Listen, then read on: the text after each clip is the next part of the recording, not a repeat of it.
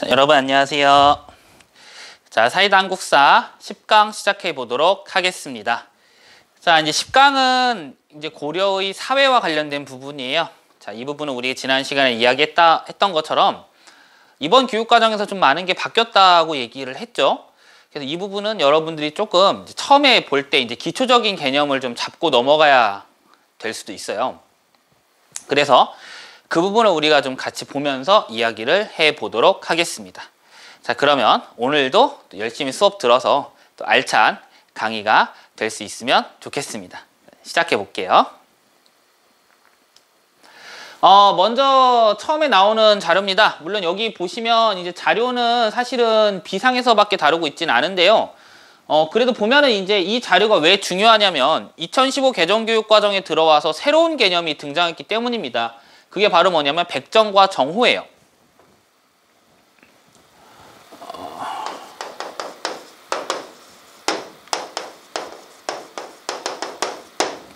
예. 이 백정과 정호라는 개념을 이제 우리가 어떻게 이해를 해야 되느냐를 봐야 되는데, 일단 기본적으로 이 정호는 지배층을 일컫는 것이고 백정은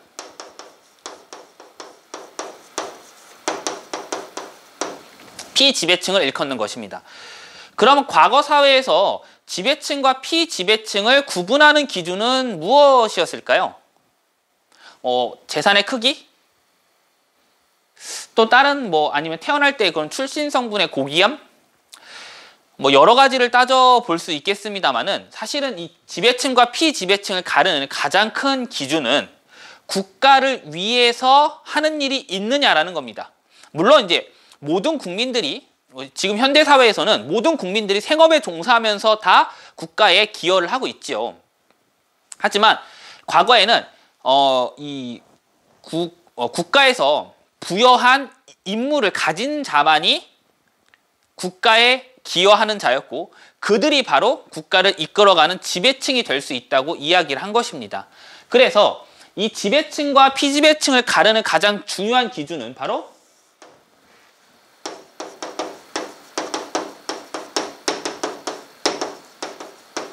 국역의 수행 여부예요. 그래서 국역을 수행을 하면 지배층인 정호가 되는 것이고, 국역을 수행하지 않으면 백정이 되는 것이죠. 사실 여기 나와 있는 이 정이라고 하는 글자 보이시죠? 이 정이라고 하는 글자가 바로 국역을 가리키는 단어입니다. 그래서 국역을 행하는 집안, 이렇게 해서 지방이 되는 것이고, 백정할 때 백자는 한자로는 여러 가지 의미로 해석이 되지만 여기서는 무엇 하지 않는다, 없다라는 의미가 됩니다. 없다, 즉 국역을 수행하지 않는 자라는 의미가 돼서 일반 백성을 가리키는 말로 정착을 한 것이죠. 국역을 수행하면 지배층, 수행하지 않으면 백정이 되는 겁니다. 선생님, 근데 저는 좀 백정의 의미를 다르게 알고 있어요. 백정은 그 예전 시대에 도축업자, 축산업에 종사하시는 분들을 이야기하는 거 아니었나요? 바로 이런 얘기를 하는 친구들이 있어요. 근데 그 의미는 이제 조선시대에 들어와서 만들어진 거고, 원래는 이제 고려시대에는 이 백정이 일반 백성을 가리키는 말이었습니다. 근데 이제 조선시대에 와서는 이런 사회적으로 차별을 받았던 도축업자나 이런 사람들도 모두 백정이라고 불러라, 이렇게 하게 되니까 이 호칭이 일반 백성을 가리키는 호칭에서 이런 도축업자들을 가리키는 호칭으로 이 의미가 축소돼 버린 겁니다. 그러면서 이제 조선시대 후기에는 백정은 곧 도축업자를 가리키는 말로 바뀌게 된 것이죠. 네. 하지만 원래 고려시대까지만 하더라도 일반 백성을 가리키는 말이 바로 백정이었습니다. 그런 내용들이 쭉 나와 있는 거죠. 각 역의 정호를 나누어 6과로 하였다 돼 있는데, 그래서 1과는 정 75 이렇게 해서 쭉쭉쭉쭉쭉 나와 있습니다. 토지가 있으나 정호의 수가 부족하면 그 역의 백정 자재 중 자원하는 자로 충당하여 세웠다라고 되어 있습니다. 그러니까 이 사료를 좀 쉽게 얘기를 해보면 그 역에 이제 그 국역을 맡을 정호를 총 6가지의 등급으로 나눈 것입니다. 나누어서 분배를 했는데, 만약 정호가 없다면 일반 백성 중에서 자원하는 자를 뽑아서 역의 일을 맡긴다, 이렇게 해석을 해볼 수가 있겠죠. 네. 그래서 사료의 비중은 좀 적지만 이번 교육과정에서 새로 들어온 개념이기 때문에 여러분들이 좀 잘 봤으면 하는 생각에서 가지고 와봤습니다. 다음으로 넘어갈게요. 자, 다음에는 이제 이 고려의 여러 신분들의 그런 모습에 대해서 좀 살펴볼 건데요.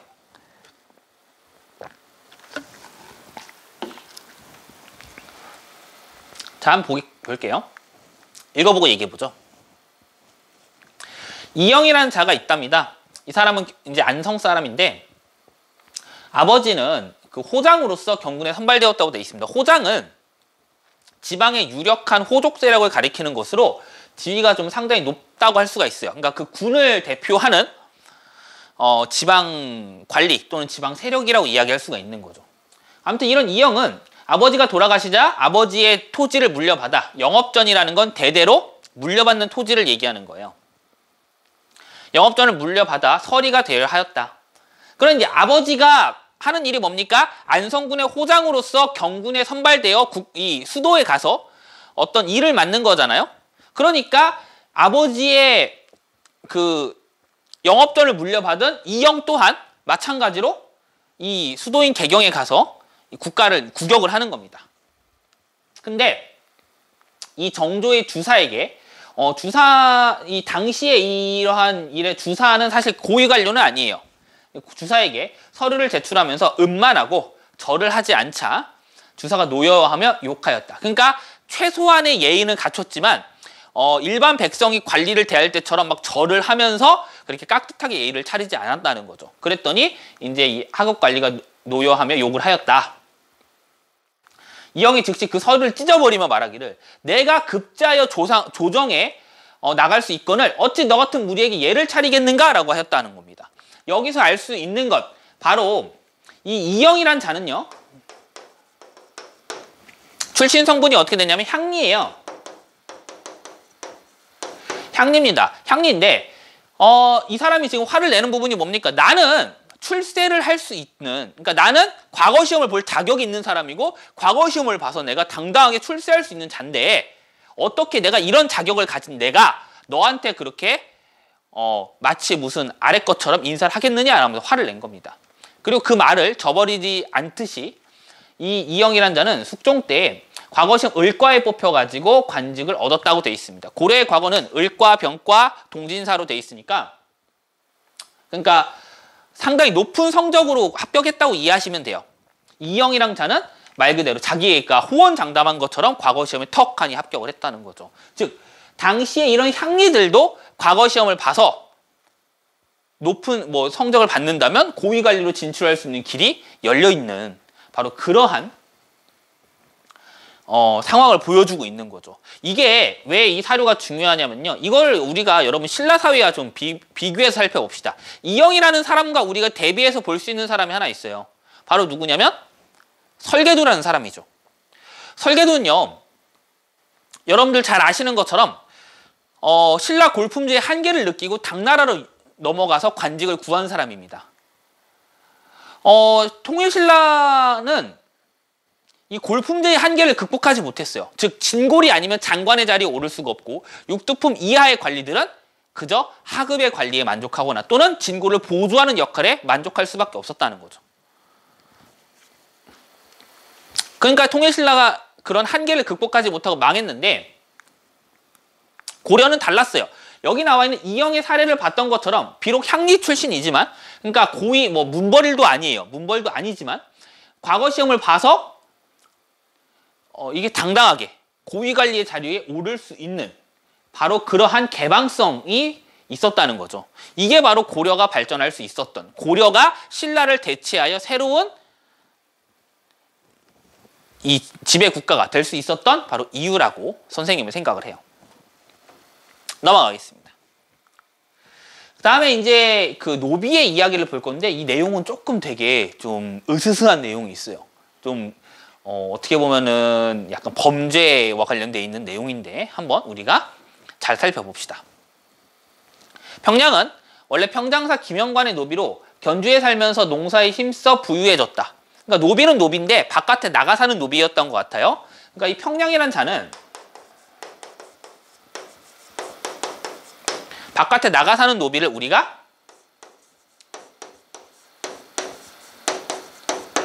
외거노비라고 부르죠. 바깥에 나가 사는 외거노비였다. 권세가에게 뇌물을 주어 천인의 신분을 면하고 양인이 되었으며 노비였는데, 일단 중요한 거는 노비였는데 재산을 모을 수 있었던 것 같습니다. 재산을 모아서 양인의 신분을 샀다고 돼 있습니다. 심지어 뭐 산원동정이라고 하는 벼슬까지 얻었다고 해요. 그러니까 노비가 주인과 떨어져 살면서 재산을 모아서 신분을 사고 나아가서는 벼슬자리까지 얻은 거죠. 근데 그의 부인은 어떤 그 원지라는 집의 그 여종이었다고 합니다. 여자 종이었어요. 그러니 자기는 신분 세탁을 했지만 부인은 여전히 노비 아닙니까? 그러니까 부인도 신분을 사거나 또는 부인의 주인이 이 부인을 해방시키지 않고서는 신분 해방의 길이 없어 보여요.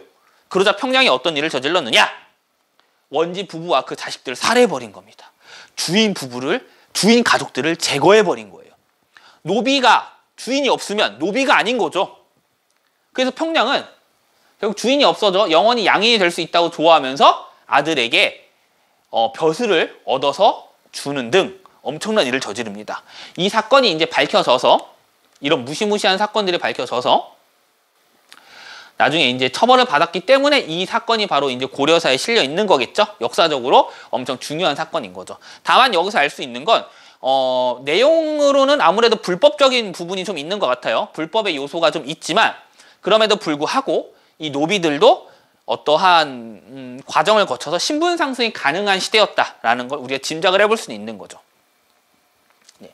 아예 막혀 있는 건 아니었다라고 우리가 얘기를 해볼 수가 있는 거예요. 좀 내용은 조금 무섭긴 하지만은 그래도 당시에 이 상황을 좀 알 수가 있는 것이죠. 네. 넘어가겠습니다. 다음에 이제 이의민이라는 사람이 등장을 하게 됩니다. 우리가 이제 시대적으로 이 무신집권기의 이야기를 같이 한번 배웠었는데요. 그 관련해서 등장하는 인물 중에 이의민이라는 사람이 또 되게 그 재밌는 사람이에요. 이 사람의 성분을 같이 한번 보면요.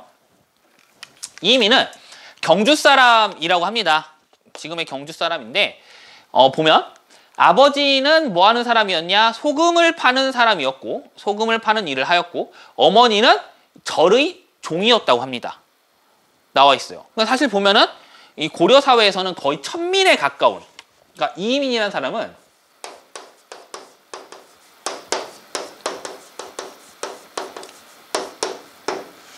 신분상으로는 천민에 가까운 인물이었다는 걸 우리가 알 수가 있습니다. 근데 이 사람이 어떻게 이제 출세를 했느냐를 보면, 여기 보면 이제 정중부의 난이라는 거 보일 겁니다.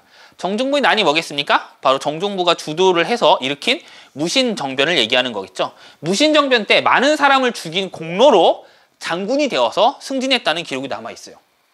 이의민은 출신 성문으로 보면 영락 없는 천민인데 무신정권기에 많은 공을 세웠다는 이유로 나중에 어떻게 됩니까? 장군으로 승진을 해요. 장군으로 승진을 합니다. 네. 그러니까 사실은 이거는 물론 일반적인 경우는 아니에요. 일반적인 경우는 아닙니다. 하지만 이걸 봤을 때 이제 무사람들이 느끼기를, 이러한 혼란한 시대에는 내가 조금만 노력을 하면, 내가 기회를 잘 잡으면 나도 이렇게 장군이 될 수 있겠구나, 나도 출세할 수 있겠구나 라고 하는 그런 희망을 넣어준 거죠. 그러다 보니까 사실 이런 무신 집권기에는 무신들의 부정부패도 한몫을 했지만 이렇게 천민들이 장군으로 승진을 하는 이러한 사례가 종종 나타나면서 농민 천민들의 그런 봉기가 많이 일어나요. 아니, 야, 쟤도 저렇게 승진해가지고 저렇게 떵떵거리고 잘 사는데 나라고 못할 소냐 하면서 일어나는 바로 그런 일들이 많았다라는 거죠. 대표적인 사례가 바로 만정의 난입니다. 만정의 난 보시면 아시겠습니다만 교과서에서 무려 5종에서 다루고 있죠. 이 만정의 난과 관련된 자료 한번 여러분들 읽어보시고요. 같이 또 한번 이야기해 봅시다.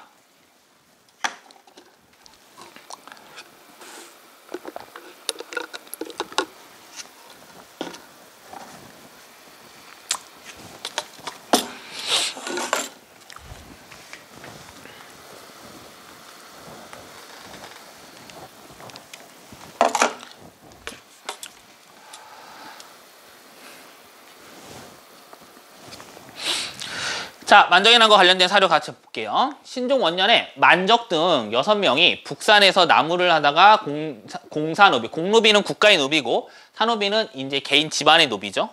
불러 모아 모의하여 말하였다.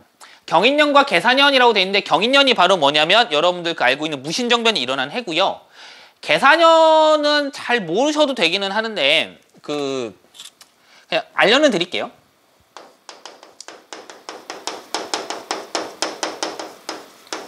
계사년에는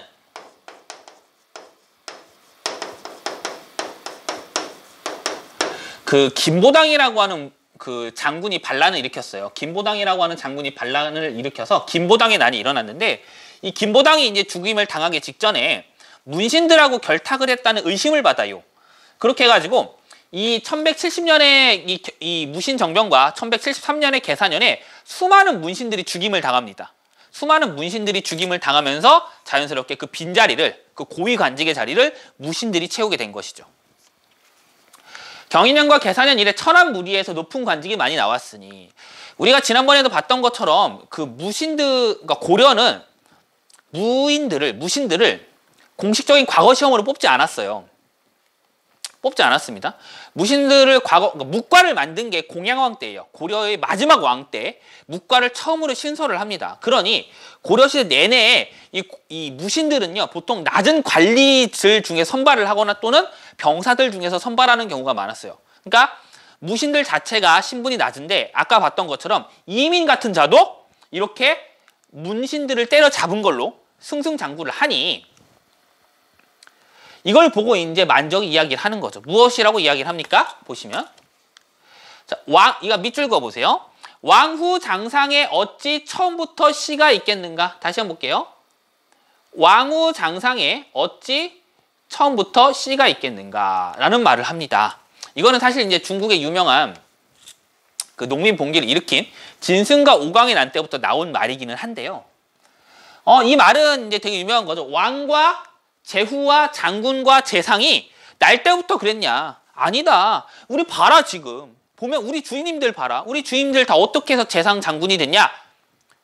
무신정변 일으켜가지고 문신들 때려잡고 왕이 된 거 아니냐? 얘기를 하고 있는 거죠. 그래서 이런 말 하는 겁니다. 때가 되면 누구나 차지할 수 있는 것이다. 우리라고 어떻게 뼈 빠지게 일만 하면서 고통을 당했느냐? 최충원과 주인들을 죽이고 최충원 체크해보지요. 최충원. 네. 만적은 최충원의 노비였어요. 그래서 최충원과 자신 주인들을 죽이고 노비 문서를 불태우자. 그러면 우리도 왕이 될 수 있다라는 아주 무시무시한 주장을 한 것입니다. 네. 최충원의 노비였던 최충원이 이 무신집권의 집권자 아니겠습니까? 이 주인이 대단하니 노비들도 만만치 않았던 모양입니다. 그래서 여기 나와 있는 것처럼 왕후장상이 될 수 있다라고 하면서 실제로 주인들을 죽이려 하였으나 사전에 이것이 발각이 되어가지고 실패로 끝난 것이 바로 만정의 난입니다. 다만 여기서 우리가 사회상을 읽어볼 수가 있죠. 사회상을 읽어볼 수가 있는 건 당시에 신분이 낮은 사람들도 신분 상승의 꿈을 꿀 수 있을 정도로 당시 이 사회 구조가 상당히 불안정한 부분이 있었다는 거죠. 우리 그걸 읽어볼 수가 있겠습니다. 다음으로 넘어가죠. 그 다음에 나오는 부분이 이제 그 고려 후기의 이제 신분제 동요와 관련된 내용이에요. 내용인데, 이제 이 시기는 어떤 시기냐면은 이제 원간섭기입니다. 지금 요 시기는 이제 원간섭기인데요.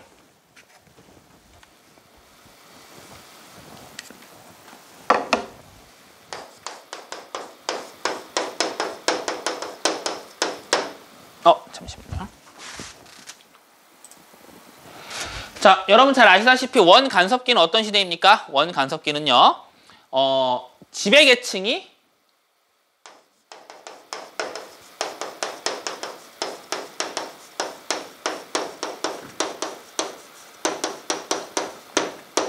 권문세족이 지배층이었다고 했죠. 그리고 이 권문세족은 성향상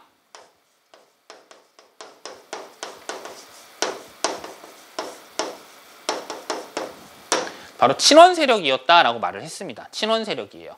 그럼 이 사람들이 원래부터 이 고귀한 집안이었냐? 그건 아니었어요. 이 사료를 읽어보면 알 수가 있겠습니다.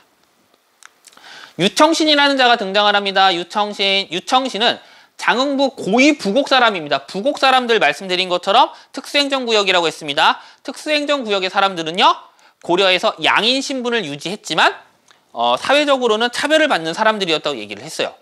유청신은 어떻게 보면 신분이 높은 사람은 아니었다는 거죠. 법도의 부곡은 부곡의 관리는 부곡의 관리죠. 부곡의 관리는 공이 있어도 오품을 넘을 수 없다. 절대로 고위 관리가 될 수 없었다라는 법이 있었답니다. 근데 유청신은 원간섭기라고 하는 이런 사회적 상황을 아주 잘 이용을 해요. 즉 어떻게 했냐면 이때부터 바로 몽골어를 배우기 시작을 한 겁니다. 몽골어를 배우기 시작을 했어요. 그래가지고 몽골어가 얼마나 이제 능숙해졌는지 밑을 그어볼게요. 원나라의 사신으로 가서 잘 응대하였다라고 되어 있습니다. 즉 유청신은 통역관이 되어서 원나라에 가가지고 통역을 아주 잘한 것입니다. 그러자 당시의 왕이었던 충렬왕의 총애를 받아가지고 장군에 임명되었다라고 되어 있습니다. 이전까지는 아무리 이 부곡 사람들은 아무리 뛰어나도 재상이 될 수가 없었는데, 고위 관리가 될 수가 없었는데, 유청신은 통역을 잘해서 그 공으로 고려의 고위 관리 자리에 임명되었던 것입니다. 물론 여러분 통역사는 매우 중요하죠. 통역관은 매우 중요한 역할을 합니다. 다만 이제 그 고려나 조선 시대에는 조금 사회적인 대우가 좀 좋지는 않았어요. 사회적인 대우는 좋지 않았습니다. 사회적인 대우는 좋지 않았어요. 그런데 이 원나라에 가서 원나라의 몽골 말을 잘해서 황제에게 칭찬을 받았다는 이유 하나만으로 고위 관리 승진을 한 것이죠. 그러니 사실 어떤 이 신분제라는 것이, 신분 질서라는 것이 제대로 유지될 수 없었다는 걸 알 수가 있어요. 다만 이제 그 유청신이 이제 고위 관리로 승진을 했으니 그를 따라서 유청신이 살고 있는 고위 부곡을 고흥현으로 승적했다고 합니다. 이 고흥이라는 지명은 지금도 남아 있죠. 네. 참고로 이 고위 부곡의 이 고위가 고양이를 가리킨다라는 말도 있습니다. 그러니까 굳이 얘기해 보면 뭘까요? 고양이 마을이라고 할 수 있을까요? 네. 그렇죠. 아무튼 이 고려 후기는 원간섭기라고 하는 비정상적인 시대에 이런 비정상적인 신분 상승도 있었다라는 것만 알아두시면 되겠습니다. 자, 넘어갈게요. 다음은 여성의 지위입니다. 사실 이제 여러분들이 잘 아시다시피 그 고려까지만 하더라도, 즉 삼국시대에 이어서 고려시대까지만 하더라도 여성의 지위는 상당히 높은 편이었다라는 이야기를 많이 합니다. 이 여성의 지위가 어떻게 높느냐, 또는 여성의 지위가 높은 근거는 무엇입니까? 라고 하면 크게 보면은 여러분들이 두 가지만 보면 돼요. 일단 두 가지만 확인해 보면 여성의 지위 여부를 볼 수가 있어요.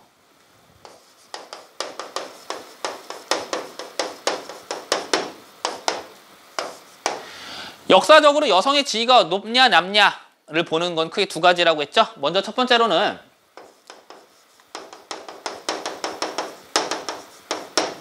재산 상속입니다. 여성이 재산 상속을 받을 수 있느냐 없느냐, 요걸 일단 보면 확실히 알 수가 있고요. 두 번째로는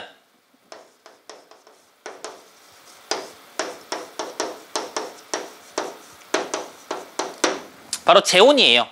여성이 뭐 이제 당연히 이제 자기의 남편과 백년해로 하기를 원하겠지만, 만약에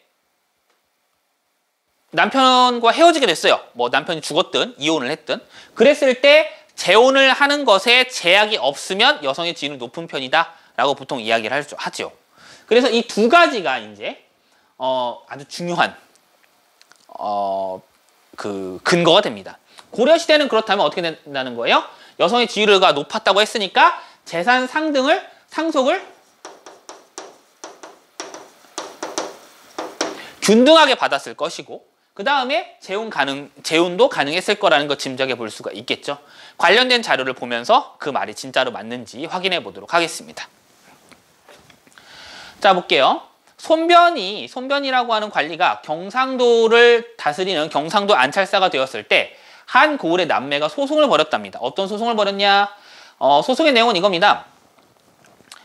부모님이 돌아가실 때 남매가 있는데 누나한테는 재산을 몰아주고, 그리고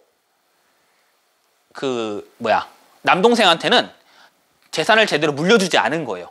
그러다 이제 남동생이 화가 났겠지. 그래 소송을 걸인 겁니다. 누나는 야 엄마 아빠가 나한테 이렇게 준 거잖아 한 거고, 남동생은 아니 누나 우리 같은 지금 남매인데 이렇게 차별하는 게 말이 돼? 하면서 소송을 건 거죠. 이에 이제 손변이 판결을 내립니다. 자식에 대한 부모의 마음은 같은데 어찌 혼인한 딸에게는 후하고 어미도 없는 어린 아들에게는 박하겠는가? 라고 되어 있습니다. 우리가 생각해보면 좀 다르죠. 이제 우리나라 역사에서는 한때 이제 남성의 지위가 높을 때는 남성에게 재산을 몰아주는 경우는 있어도 여성에게 몰아주는 경우는 없잖아요. 근데 여기서는 반대를 얘기하고 있죠. 그죠? 어떻게 딸에게는 재산을 다 주고 어머니도 없는 어린 아이들한테는 재산을 안 주려 했겠느냐라는 거죠. 그죠? 이어서 볼게요. 생각해 보건대 너희 아버지는 아들이 의지할 사람은 누나뿐이고 만일 유산을 둘이 똑같이 나누어 준다면 누나가 동생을 챙겨주지 않을까 걱정하신 것이다. 그래서 아버지는 아들이 성장하면 물려준 옷과 관을 갖춰 입고 자신의 재산을 찾기 위해 탄원서를 제출할 수 있도록 종이를 유산으로 남겨준 것이다 라고 하였다. 이 말을 듣자 남매는 깨달은 바가 있어서 마주보며 울었고 마침내 재산을 똑같이 나누어 주었다라고 하는 기록이 남아 있습니다. 그러니까 이제 아버지 입장에서는 어린 자식을 두고 누나야 이제 결혼을 시켰으니까 한시름 덜었지만 어린 자식을 이 아들을 남동생을 두고 가려니 얼마나 이제 불안했겠어요. 그러니 누나한테 모두 재산을 준 거죠. 그럼 누나가 이제 동생을 이제 어리고 갈 곳 없는 동생을 챙겨서 잘 성장해서 재산을 나누어 줄 거다라고 생각을 한 겁니다. 남매 간의 관계가 뭐 상당히 좋아야 가능한 일이겠습니다. 그죠? 네. 상당히 좋아야 가능한 일이겠죠? 뭐 저도 이제 여동생이 있습니다만은 네, 뭐 서로 뭐 잘 도와줘야죠. 네. 여러분들도 아마 남매라면 여러분들도 가족 관계가 좀 남매라면 어떻게 좀 사이가 좋은지 모르겠습니다. 이렇게 여기 나와 있는 이 자료 내용처럼 좀 사이가 좋아야겠죠. 네. 다만 여기서 알 수 있는 건 여성들이 이 고려의 여성들은 재산 상독에 있어서 균등하게 받거나 심지어는 재산을 더 받는 경우도 있었다는 거예요. 그걸 우리가 분명히 확인해 볼 수가 있습니다. 그죠? 네. 그러니까 이거 자체에 대해서는 전혀 문제가 되지 않았다는 겁니다. 여성이 재산을 더 받고 덜 받고는 문제가 되지 않아요. 그죠? 이걸 확인해 볼 수가 있어요. 근데 이 재산은 사실 또 무엇과 관련이 돼 있느냐? 이것도 생각해 봐야 돼요. 재산은 단순히 집에 가지고 있는 그런 고귀한 것들을 나눠받는 걸로 끝나지 않아요. 재산 상속은요. 무엇과 관련이 있냐면 바로 제사와도 관련이 돼 있어요. 부모가 재산을 물려주는 것은 죽고 나서 자식이 좋은 생활을 하기 위함도 있어요. 근데 여기 나아가서 내가 죽고 나서 나의 제사를 모셔달라고 하는 의미도 있다는 겁니다. 과거에는 이 조상님들을 모시는 제사가 되게 중요한 의미를 가졌잖아요. 그러니까 재산을 받은 자는 곧 제사를 지내야 돼요. 재산을 균등하게 나눠줬다는 말은 무슨 말입니까? 제사도 돌아가면서 균등하게 지내라는 거예요. 첫째 아들만 하라는 거 아니에요. 여기서 이게 나오는 거죠. 그만큼 여성의 지위, 여성이 제사를 모셔도 될 정도로 여성의 지위가 상당히 높았다. 이렇게 생각을 해볼 수가 있는 것입니다. 아시겠죠? 네, 넘어갈게요. 다음, 이제 또 재혼과 관련된 이야기가 나옵니다. 순비 허씨의 사례인데요. 물론 이 사례는 되게 일반적인 사례는 좀 아닌 것 같아요. 그래서 역사서에 기록이 된 것 같은데 같이 한번 읽어보시죠. 순비 허씨는 공화면 사람으로 허공의 딸이다. 일찍이 왕현에게 시집을 가가지고 3남 4녀 7명이나 자식을 낳았는데 왕현이 죽자 충선왕의 부인으로 맞이하였다. 허씨가 왕비로 즉위하자 책봉되었다라는 말이 나와 있습니다. 이 재혼이라는 거는 사실 뭐랄까요? 그렇게 요새 이 대한민국 사회에서는 사실 그렇게 흔한 일이죠. 그죠? 많이 보고 그걸 가지고 사람들이 차별을 하거나 그러진 않습니다. 네. 사회의 그냥 하나의 현상일 뿐이죠. 근데 이제 과거의 사례는 과거에 한때를 보면 어떤 때에는 특히 조선시대 때가 그랬죠. 재혼을 했을 경우에는 많이 차별을 하는 경우가 많았어요. 심지어 재혼을 했을 때 그 자식들에게도 불이익을 주는 경우가 있었다는 겁니다. 근데 고려시대를 보면요. 고려시대는 이 허씨가요. 결혼을 하여 무려 7자매를 낳았어요. 그죠? 7자녀를 낳았는데 그런데도 충선왕이 부인으로 맞이했다는 거죠. 왕이 재혼을 하는 사례는 아무래도 좀 특이하기 때문에 이렇게 사료에 좀 올려놓은 것 같아요. 올려놓은 것 같은데 어쨌든 중요한 거는 이 자체로 크게 문제가 되는 거 없었다는 거죠. 문제가 되는 게 없었고 왕비로 즉위하는데도 전혀 문제가 되지 않았다는 것입니다. 이게 바로 여기 나와 있는 거죠. 그죠? 네. 그래서 당시의 고려 사회에서는 이 재혼도 매우 가능했고 그것에 제약이 크게 있지 않았다는 것. 즉 재혼을 한다고 해서 뭐 차별을 하거나 하는 사례는 없었다는 겁니다. 우리가 그거를 확인해 볼 수가 있는 거죠. 네. 그렇죠. 네.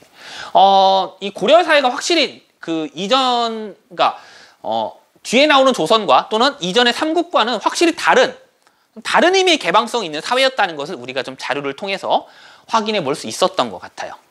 네, 그러면 이제 문제 풀고 마무리해 보시죠. 문제 한번 풀어볼게요. 자료를 활용한 탐구 활동으로 적절한 것은? 자, 여기 공주 지역입니다. 공주에는 망이 망소이가 있네요. 우리 고장이 명학수를 현으로 승격시키더니 뭐 이렇게 쭉쭉쭉 나와 있습니다. 망이 망소이는 가장 대표적인 무신시대의 농민 봉기죠. 만정은 우리 아까 배웠습니다. 그죠? 장군과 재상이 어찌 타고난 씨가 따로 있겠는가? 밑줄 쫙 그어봐요. 적절한 것을 고르는 거죠. 이걸 통해 봤을 때 망이 망소이, 만적 등을 봤을 때 우리가 알 수 있는 것은 무엇입니까? 무신정권 시기에 농민 봉기를 다루고 있구나라는 거 알 수 있고 정답은 5번이라는 거 알 수 있을 거예요. 병인양요는 조선시대에 일어난 사건이죠. 바로 프랑스군의 침입을 물리친 사건이고요. 통리기무하무는 개화기에 만든 개화 정책을 추진한 기구 이름이 통리기무하문이죠. 3번 구주오소경, 구주오소경 배웠어요. 바로 통일신라 시대죠. 4번 개경으로 환도를 하였다. 개경으로 환도한 이후라는 것은 결국 몽골과의 전쟁이 끝났다는 거니까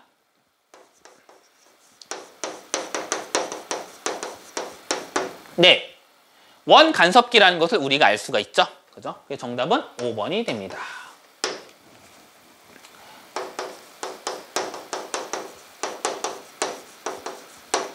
무신집권기에 관련된 거죠. 다음 보겠습니다.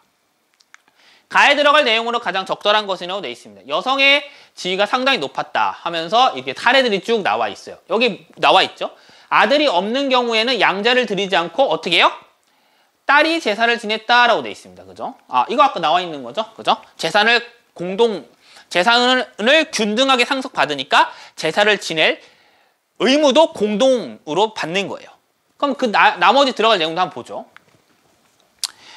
자, 1번 공명첩. 자, 공명첩은 일단 기본적으로 여성의 지위라기보다는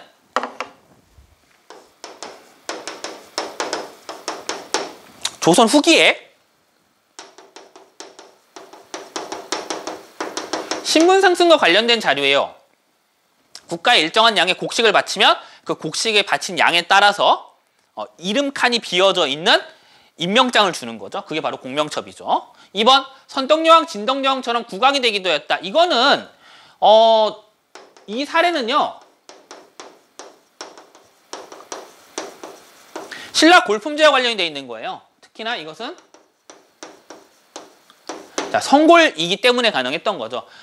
선덕여왕과 진덕여왕이 여왕이 될 수 있었던 건 이 사람들이 성골이었기 때문인 거죠. 그래서 가능한 거기 때문에 시기적으로 맞지 않아서 틀리고요. 3번 화백회의는 신라의 귀족회의죠. 그죠? 관련이 없습니다. 정답은 4번이 되겠습니다. 그죠? 정답은 4번이 되고요. 그죠? 네, 물론 이제 부모의 재산을 형제 자매가 균등하게 상속받은 게 반드시 고려 때만은 아니에요. 조선 전기에도 그런 경향이 있었어요. 그리고 당연히 이전 시대에 있었을 가능성이 있죠. 그죠? 어쨌든 이 사례에 들어가는 걸로 맞는 거지 이 4번이 반드시 고려에만 해당되는 거는 아닙니다. 자, 근호에는요. 일제강점기의 여성운동과 관련되어 있는 자료죠. 그죠? 그래서 답이 되지 않습니다. 정답은 4번이 되는 거죠. 네. 자, 고려의 사회에 대해서 우리 지금까지 한번 살펴봤습니다. 이전 교육과정과는 좀 다른 점이 많이 있고 물론 같은 점도 있다고 했는데요. 꼼꼼하게 학습을 하셔가지고 학습을 잘 준비하시면 좋겠습니다. 다음 차시는 고려의 문화를 같이 한번 살펴보도록 할게요. 오늘도 수고 많았고요. 수업 열심히 잘 들어주셔서 고맙습니다. 다음에 봅시다. 안녕.